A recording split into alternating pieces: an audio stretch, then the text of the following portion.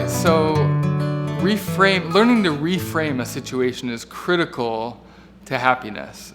And here's what I mean by reframe. Let me give you a quick story. So in Stephen Covey's book, 7 Habits of Highly Effective People, he tells a story about going on the subway.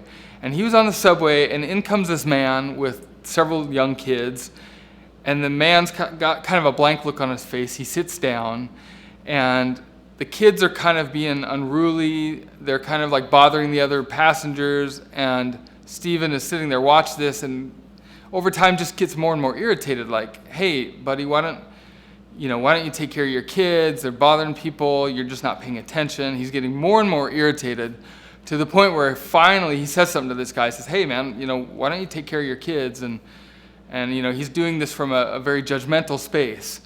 So the man, is kind of shaken out of what he was going through, and he says, oh, I'm really, really sorry. I just came from the hospital, and their mothers died, and I don't know how to tell them. And in that instant, when that happened, and I know this just happened to you, hearing that story, his whole paradigm, his whole framing of that situation changed in an instant because he had new information.